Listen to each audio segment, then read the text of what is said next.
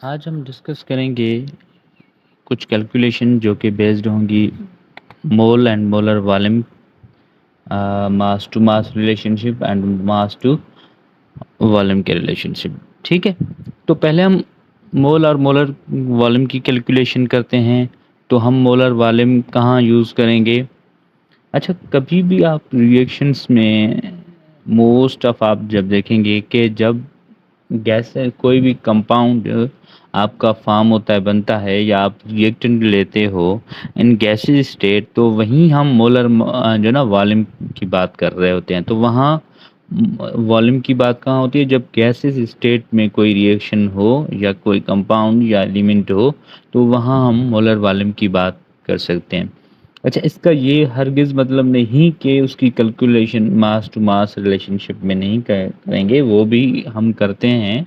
तो मोस्ट जो फेवरेबल होगा वो क्या होगा? मास टू वॉल्यूम होगा। या हम दोनों कैलकुलेशंस नेक्स्ट करेंगे कि मास मास टू रिलेशनशिप भी करेंगे इसमें, जहाँ जो ना एक गैसेस स्टेट में होगा, दूसरी गैसेस स्टेट वॉल्यूम के बेसिस करें पे। सुटेबिलिटी ये है कि आप जब भी आपके पास गैसेस स्टेट हो, तो गैसेस स्टेट के लिए आप कोशिश करें कि वॉल्यूम की ही कैलकुलेशन किया करें। ठीक है, तो आए in certain stoichiometric calculation where gas evolved in reaction, we are asked to determine the volume of gas released। कुछ ऐसे रिएक्शंस होते हैं जहाँ गैसेस जो है ना इवॉल्व होते हैं, रिलीज होते हैं। तो हमें वो क्वांटिटी ऑफ गैस जो रिलीज हुई होती है, तो हमें उसकी क्वांटिटी चाहिए होती है कि कितनी जो है ना क्वांटिटी ऑफ गैस की वो रिलीज हुई है। तो हम क्या करेंगे? गैस, ठीक है, तो we use molar volume as a conversion factor. तो हम molar volume as a conversion factor क्योंकि मोलर वॉल्यूम हम इसलिए यूज करते हैं कि किसी भी सब्सटेंस के एक मोल में नंबर ऑफ जो वॉल्यूम होगा वो क्या क्या होगा? 22.4 dm³ होगा। किसी भी gas state of any compound molecule वो क्या होगा? मोलर वॉल्यूम उसका क्या होगा? 22.4 होगा। ठीक है, अच्छा, नंबर ऑफ मोल्स अगर हमें फाइंड करने हैं, तो नंबर ऑफ मोल्स फाइंड करने के लिए क्या होना चाहिए कि volume of gas occupied, volume of gas occupied divided by molar volume. ठीक है, अच्छा, हाँ, अब हमारे पास मुख्तलिफ जो है ना कैलकुलेशंस आ सकती हैं। जैसे अगर हमने यहाँ क्या करना था, हमने कैलकुलेशन की कि भाई हमें नंबर ऑफ मोल्स चाहिए थे। ठीक है, अगर मैं कहता हूँ कि मुझे नंबर ऑफ मोल्स नहीं, मुझे मोलर वॉल्यूम चाहिए। ठीक है, मुझे मोलर वॉल्यूम चाहिए, तो मोलर वॉल्यूम जो होगा, मोलर वॉल्यूम जो के होगा is equal to volume occupied by gas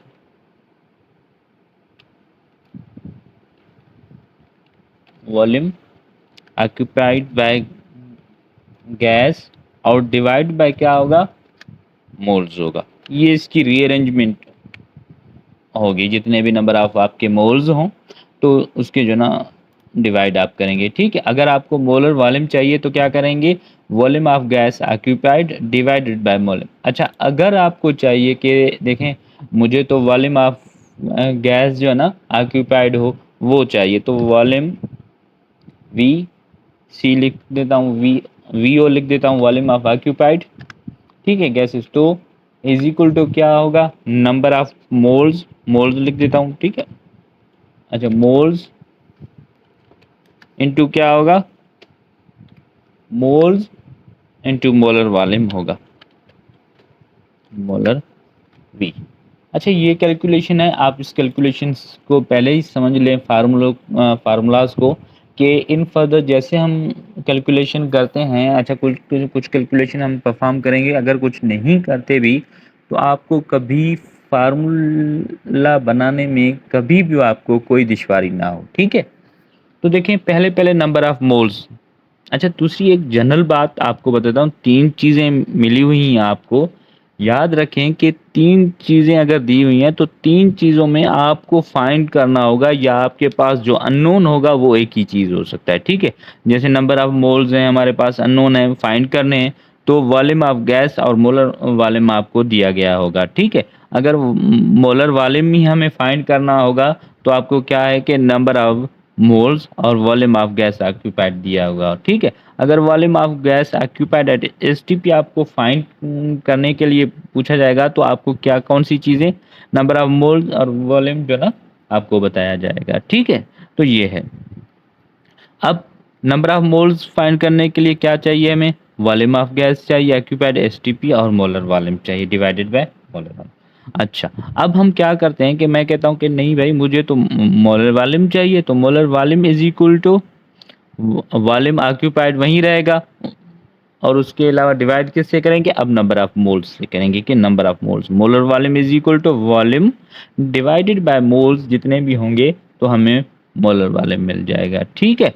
अच्छा, तीसरी बात यह है कि जब हमें वॉल्यूम ऑक्यूपाइड मिले, फाइंड करना हो, ठीक है, अननोन हो, फाइंड करना हो तो हमें क्या करना होगा कि मोल्स, जितने भी आपके मोल्स हों उसको मल्टीप्लाई करना है किससे, मोलर वॉल्यूम से, जो कि 22.4 है। तो ये कैलकुलेशन आप ध्यान में याद रख लीजिए, तो इन फर्दर हमें यही कैलकुलेशन जो है ना काम आएगी। चलें क्वेश्चन को पढ़ते हैं। अच्छा, क्वेश्चन को इस तरह पढ़ते हैं कि what volume of oxygen gas occupied by 1 point moles at ओकेएसटी। अब दो चीज़ें देखें। अब पहली बात, हमेशा ये देखें कि चीज़ें आपको कौन सी मिली हुई हैं और कौन सी। Volume occupied volume, volume VO हमें करना है क्या, फाइंड, ठीक है। वीओ हो हमें करना है फाइंड। मोल्स कितने दिए हुए हैं, moles is equal to 1.5, okay. अच्छा, दूसरी बात जो है ना, एट एसटीपी, एसटीपी का मतलब ये है कि स्टैंडर्ड टेम्परेचर और प्रेशर पे, ठीक है। स्टैंडर्ड टेम्परेचर प्रेशर पे जो वॉल्यूम आपका होता है वो होता है मोलर वॉल्यूम, जो आपका होगा एमवी कर देता हूँ, इजी रहेगा। Molar volume is equal to 22.40 m cube. चलें ये भी सही है।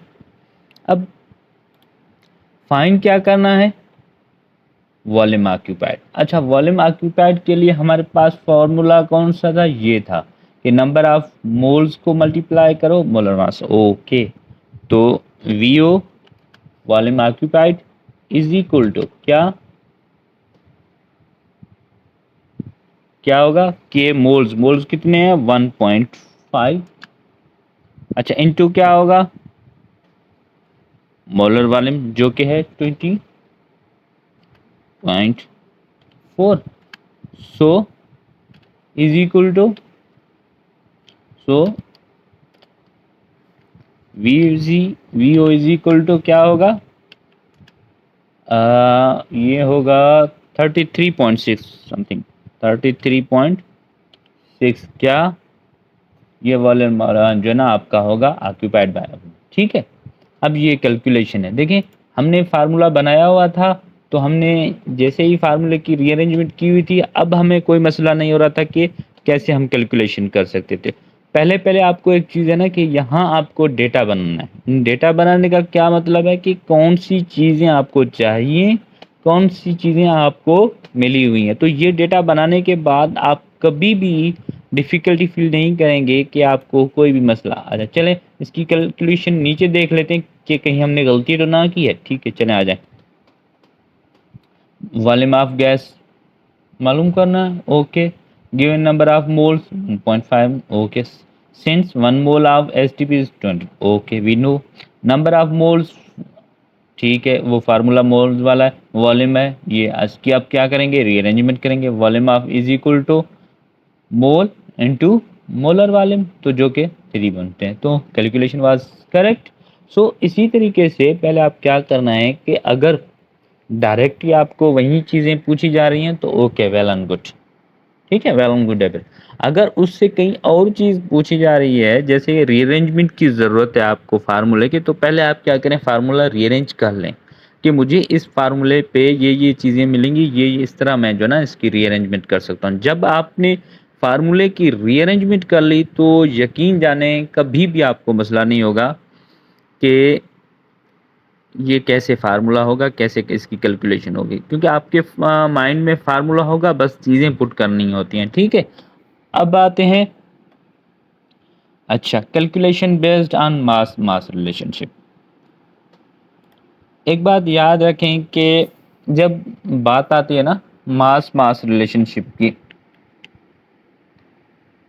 मास मास रिलेशनशिप की, ठीक है, तो अब मास मास रिलेशनशिप का क्या होगा, मतलब कि आपसे ये पूछा जा सकता है कि भाई एक रिएक्टेंट है, उसके 10 ग्राम जो ना रिएक्ट करते हैं तो हमें प्रोडक्ट के कितने ग्राम मिलेंगे। ठीक है, रिएक्टेंट ए के 10 ग्राम जो है ना रिएक्ट करते हैं बी से, बी में हम इंटरेस्टेड नहीं है, तो सी में जो सी हमारा प्रोडक्ट है तो उसकी क्वांटिटी हमें कितनी कितनी मिलती हैं। ये स्टोइकोमेट्रिक रिलेशनशिप है, लिमिटिंग रिएक्टेंट वाले क्वेश्चन से ऐसे समझे वो रिलेशनशिप्स हैं। ठीक है, अच्छा मास मास रिलेशनशिप क्या आ गया कि आप इतनी क्वांटिटी इसकी ऐड करेंगे तो हमें सी की क्वांटिटी कितनी मिलेगी, सी इज अ प्रोडक्ट। अच्छा, अब मास मास की जब आपकी बात आए ना तो याद रख ले 90% ये जो क्वेश्चन होंगे कि आपका रिएक्टेंट भी सॉलिड स्टेट में हो, प्रोडक्ट भी सॉलिड स्टेट में हो। 90% का है, मैंने 100% नहीं कहा। क्यों कि कहीं कहीं ये भी आपसे क्वेश्चन दिए जाते हैं कि गैसीय स्टेट का भी जो ना मास में लिया जाता है। ठीक है नहीं लेना चाहिए पर लिया जा सकता है और लेते हैं। ठीक है, क्योंकि मोस्ट ऑफ केस में ये होना चाहिए कि हम मास मास की बात करें तो सॉलिड और सॉलिड की स्टेट की, तो वेरी फर्स्ट ये बात। ठीक, अच्छा दूसरी बात, जब आप कैलकुलेशन कर रहे हैं ना, जैसे रिलेशनशिप कैलकुलेशन जिसे कहते हैं, ये भी एक रिलेशनशिप कैलकुलेशन है कि इस रिएक्टेंट की इतनी कंज्यूम होगी क्वांटिटी तो उस प्रोडक्ट की हमें कितनी क्वांटिटी। तो इसके लिए आपके पास जो रिएक्शन होना वो बैलेंस्ड होना चाहिए। ठीक है, बैलेंस कर देना है आपको। बैलेंस करने से क्या फायदा होगा भाई, बैलेंस करने से आपको ये फायदा होगा कि नंबर ऑफ जो नंबर ऑफ मोल्स हैं रिएक्टेंट के आपको पता होंगे कि इतने नंबर ऑफ मोल्स रिएक्ट करेंगे तो इतने नंबर ऑफ मोल्स मिलेंगे। अच्छा, ये कभी भी लाजमन नहीं है कि एक मोल रिएक्ट करे तो एक मोल प्रोडक्ट जो ना आपको हासिल हो ना, 2 मोल प्रोडक्ट रिएक्ट करें 2 मोल हासिल हो, ये कभी भी पॉसिबल नहीं है। पॉसिबल इन सेंस ये कह रहा हूँ कि कभी भी आपको ज़रूरी नहीं है ऐसा ही मिले। 1:1 रेशो भी मिलेगा, 1 मोल रिएक्ट करेंगे 1 मोल मिलेगा, इससे 2 मोल रिएक्ट करेंगे 1 मोल मिलेगा, ये भी है। 1 मोल रिएक्ट करे 2 मोल मिलेंगे, ये भी हो। तो मोल के कितने भी जो ना, अब ये ज़रूर नहीं है कि 1 मोल रिएक्ट करने से 1 ही मोल आपको प्रोडक्ट मिले, तो ये आप कभी भी कंसीडर ना कीजिएगा माइंड में। ठीक है, तो इसी वजह से हमें बैलेंस कैलकुलेशन जो बैलेंस्ड बेसिस होनी चाहिए, तो बैलेंस केमिकल रिएक्शन हमें करना ही करना है। ठीक है, तो आ जाए ज़्यादा इस चीज़ को नहीं खींचते, तो अब देखते हैं क्या in this type of problem we determine unknown mass of reactant of product. किसी भी चाहे वो रिएक्टेंट हो आपका वो प्रोडक्ट हो, अननोन मास आपको फाइंड करना होता है। Given mass of substance reaction with help of balance, कि आपको एक किसी भी सब्सटेंस का मास दिया गया होगा और वो help of balance chemical equation का, अगर बैलेंस केमिकल इक्वेशन नहीं होगा तो हम फाइंड बिल्कुल भी नहीं कर सकते। चलें नीचे आ जाते हैं। Calculate the mass of carbon dioxide that can be completely decomposition of 50 gram limestone। अच्छा ओके, कैल्शियम सॉलिड में है, कैल्शियम ऑक्साइड सॉलिड में, कार्बन डाइऑक्साइड गैसीय स्टेट में। मैंने आपको कहा था कभी कभी ये लिखा है ना, many chemical reactions are carried out production of gas from solid in case measurement of volume is the more appropriate than mass. ठीक है, ये यहाँ इन्होंने लिख भी दिया है। ठीक है, अच्छा अब तो ठीक है, इन्होंने दे दिया है तो कैलकुलेशन कर भी लेते हैं। तो calculate the mass of carbon dioxide that can be obtained by thermal decomposition of calcium. अब मुझे एक बात बताएं, नंबर ऑफ, यहाँ बैलेंस्ड केमिकल रिएक्शन है। ठीक है, बैलेंस्ड केमिकल रिएक्शन है, कितने number of moles calcium carbonate के डिकम्पोज, 1 मोल डिकम्पोज होगा। ओके, तो कितने नंबर ऑफ मोल्स हमें मिलेंगे कार्बन डाइऑक्साइड, भाई 1 मोल मिलेगा। ओके, ये भी हो गया। ओके, अच्छा तो अब मुझे क्या करना चाहिए कि 1 मोल मुझे मिल गया। अब मुझे क्या करना है, अब जो मुझे नंबर ऑफ गिवन ग्राम दिए गए हैं उसमें नंबर ऑफ मोल्स कितने होते हैं, जैसे number of moles is equal to given gram. ठीक है भाई, 50 ग्राम हैं दिए गए हैं, तो इसको डिवाइड करेंगे मोलर मास से। मोलर मास क्या है, 100 है। चलें, तो ये हो गया इसका जो है ना 0.5 ही है, ये इजी है। ठीक है, अब अच्छा, अब हमें ये तो पता चल गया कि भाई ठीक है, अगर 1 मोल रिएक्ट करता है तो 1 मोल मिलता है मिलेगा। तो 0.5 जो ना, अगर मैं कहता हूँ 0.5 मोल्स, ठीक है, रिएक्ट करेंगे तो हमें 0.5 मोल कार्बन डाइऑक्साइड मिलेगा। ओके, ये भी सही है। ठीक है, तो अब जो 0.5 ग्राम है कार्बन डाइऑक्साइड, एक 1 मोल ऑफ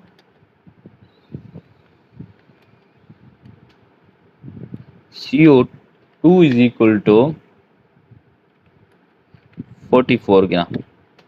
ठीक है, अब मुझे बताएं कि अगर 1 mole of CO2 is equal to, तो 44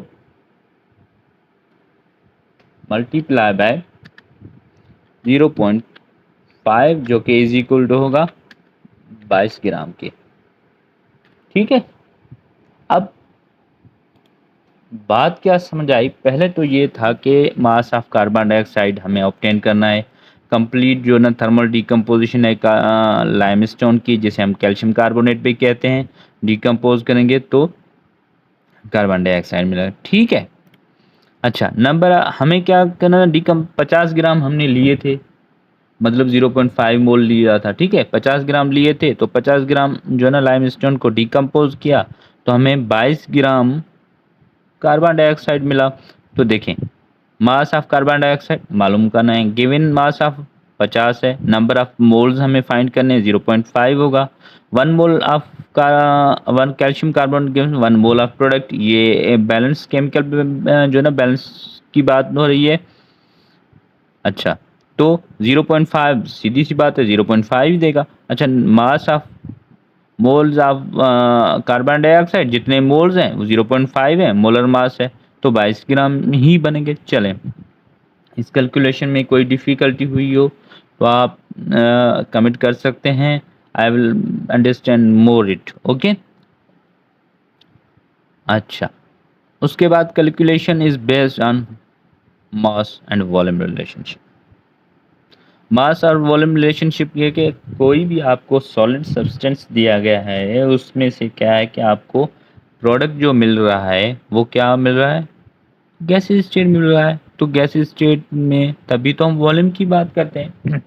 याद रखें, मोस्ट ऑफ केसेस में कह रहा हूँ कि मास मास रिलेशनशिप की बात हो तो आपको दोनों सॉलिड में दिए जाएंगे, अगर मास और वॉल्यूम की बात हो तो आपको मास और वॉल्यूम जो ना उस गैस स्टेट के लिए होगा। ठीक है, many chemical reactions are carried out production of gas from solid in this measurement of volume is more appropriate than solid mass. Mass से बेहतर ये है कि आप सुनो ना करें। ठीक है, अच्छा, इस टाइप को जो ना मास वॉल्यूम और वॉल्यूम दोनों कह सकते हैं, वाइस वर्सा, इसमें कोई बात नहीं है। अच्छा, यहाँ कहा जा रहा है कि mass of 49 gram of potassium chloride on heating decompose completely to potassium chloride with liberation of oxygen gas। ठीक है, अब 2 मोल इसके डिकम्पोज हो रहे हैं, 2 मोल पोटेशियम क्लोराइड के मिल रहे हैं और ऑक्सीजन के हमें 3 मोल मिल रहे हैं। ठीक है, ये बैलेंस केमिकल इक्वेशन है, तो इसमें हमें मसला नहीं होना चाहिए। उसके बाद डिटरमाइन दी वॉल्यूम ऑफ, हमें क्या करना है, फाइंड करना है वॉल्यूम ऑफ ऑक्सीजन करना है। तो वेरी फर्स्ट, मैंने बहुत बार आपको बताया हुआ है कि वेरी फर्स्ट स्टेप जो आपका होना चाहिए वो आपको नंबर ऑफ मोल्स फाइंड करने हो। वो आपके क्या होने चाहिए कि नंबर ऑफ मोल्स आपको फाइंड करने हैं। ठीक है, अच्छा, तो number of moles of potassium chloride, potassium chloride के जो मोल्स बनते हैं 0.4 मोल्स, 0.4 मोल्स बनेंगे 49 ग्राम में। तो अब 2 मोल्स ऑफ पोटेशियम, अच्छा अब क्या रिलेशनशिप है कि 2 मोल्स पोटेशियम क्लोराइड के 3 हमें मोल्स ये देंगे। ठीक है, अच्छा, अब एक चीज़ याद रखें कि हमें जो ऑन हीटिंग जो डिकम्पोज हुआ है हमें अपना ये पोटेशियम क्लोराइड वो कितनी जो ना क्वांटिटी में हुआ है, 0.4 मोल पोटेशियम क्लोराइड डिकम्पोज हुआ है। अब हमें चाहिए ऑक्सीजन, तो ऑक्सीजन कितनी क्वांटिटी में हमें मिलेगा। ठीक है, 2 मोल इसके जो है ना क्या होते हैं, डिकम्पोज होते हैं, तो 3 मोल्स उसके जो मोल्स ऑफ ऑक्सीजन मिलते हैं। तो अगर 1 मोल इसके जो है ना डिकम्पोज होंगे तो 1.5 जो है ना ऑक्सीजन के हमें मोल्स मिलेंगे। ठीक है, तो अगर 0.4 मोल्स आप जो है ना ऑक्सीजन इसके पोटेशियम क्लोराइड के डिकम्पोज होते हैं तो इसके ऑक्सीजन के हमें 0.6 मोल्स ऑफ ऑक्सीजन मिले। अब हमें नंबर ऑफ मोल्स मिल गए। ठीक है, वेरी फर्स्ट क्या था, मोल्स हमें फाइंड करने होते हैं। मोल्स के हिसाब से रेशियो को जो ना आप कैलकुलेशन रिलेशनशिप जो निकाल सकते हैं वो बिल्कुल इजीली होगा, वो आपको कहीं भी डिफ़िकल्टी नहीं होगा। अब हमें पता है कि 0.4 डी जो ना इसके मोल्स डिकम्पोज होंगे तो ऑक्सीजन के हमें 0.6 मोल्स मिलेंगे। तो 0.6 मोल्स इज इक्वल टू इसको 22 को जो ना ये मोल्स इज इक्वल टू, अच्छा 0.6 मोल्स। ठीक है, जो कि बराबर होंगे क्या कहते हैं 22.4 को मल्टीप्लाई करेंगे किससे, 0.6 से। तो ये ऐसे समझें कि हाफ कर दें तो 11 पॉइंट समथिंग, तो 13 पॉइंट समथिंग जो ये दिया गया है कि 13.44 जो है ना वॉल्यूम ऑफ गैस हमें मिलेगा। अब वेरी फर्स्ट क्या था, वेरी फर्स्ट ये था कि आपको पोटेशियम क्लोराइड के 49 ग्राम्स डिकम्पोज होते हैं, कंप्लीटली डिकम्पोज होते हैं। ठीक है, तो हमें ऑक्सीजन के कितने, ओ सॉरी, मोर ग्राम्स डिकम्पोज होते हैं, तो ऑक्सीजन की कितनी हमें वॉल्यूम मिलेगी, वॉल्यूम रिलेशनशिप है। तो वॉल्यूम रिलेशनशिप निकालने के लिए हमें मोल पता होने चाहिए। सो तो फिर क्या है कि 2 मोल्स पोटेशियम क्लोराइड के डिकम्पोज होते हैं, 3 जो ना मोल्स हमें मिलेंगे किसके, ऑक्सीजन के। तो 2:3 रेशो है। अच्छा, उसके अलावा मोल्स ऑफ जो डिकम्पोज होते हैं पोटेशियम क्लोराइड के वो 0.4 हैं। 2 मोल्स इसके डिकम्पोज, 3 मोल मिलेंगे। तो 1 मोल इसका डिकम्पोज होगा, 1.5 ऑक्सीजन का मिलेगा। तो 0.4 ये होगा तो 0.6 ऑक्सीजन के ही मिलेंगे। तो 0.6 से जो मोलर वॉल्यूम है उससे मल्टीप्लाई करेंगे, फिर 13.44 आएगा। Thank you for watching my videos, keep watching and like and subscribe my channel.